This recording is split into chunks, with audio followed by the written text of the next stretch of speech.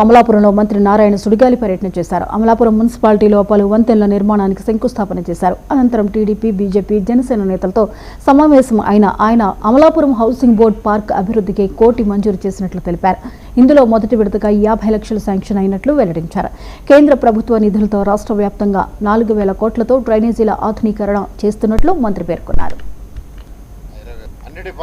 ప్రతి డిపార్ట్మెంట్ని గత ప్రభుత్వం చేసిన అవకతవకల వల్ల అంటే ఒక ఆర్థిక వ్యవస్థను ఎలా నడపాలో అవగాహన లేకే.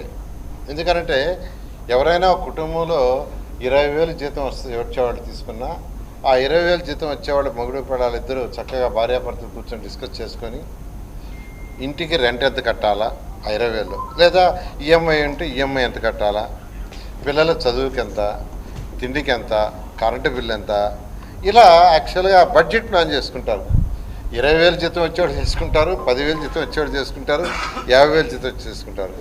5 కోట్ల మంది ప్రజలుండే ఈ రాష్ట్రానికి వచ్చే యొక్క ఫండ్స్ని ఏ విధంగా ఆర్థిక వ్యవస్థని నడపాలని తెలియక అంత చిన్నపిన్నం చేశారు. 10 లక్షల కోట్లు అప్పు చేసి వెళ్ళిపోయారు. అంతా ఇంత కాదు. కేంద్ర ప్రభుత్వం ఇచ్చిన గ్రాంట్స్ని కూడా వాళ్ళ ఎవరు కూడా కేంద్ర ప్రభుత్వం ఇచ్చిన గ్రాంట్స్ని వదలరు.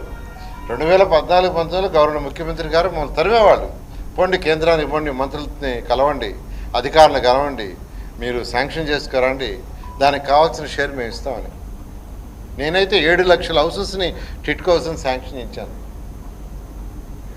ఆ రోజు ముఖ్యమంత్రి గారు ప్రతి ఇంటికి ట్యాప్ కనెక్షన్ ఉండాలా, వీధిలో కాదు పేదవాళ్ళకు కూడా ఇంటికి కనెక్షన్ ఇవ్వాలా, గుడిసెలు ఉన్నవాడు ఎవరున్నా వాళ్ళకు కూడా ఇవ్వాలనే ఉద్దేశంతో 2019 ఫిబ్రవరి నెల అంటే ఎలక్షన్ కరెక్ట్గా ముందు 5,350 కోట్లు ఏషియన్ ఇన్ఫ్రాస్ట్రక్చర్ ఇన్వెస్ట్మెంట్ బ్యాంక్ ద్వారా శాంక్షన్ చేస్తే రీపేమెంట్ 30 ఏళ్ళు అన్ని డిపార్ట్మెంట్.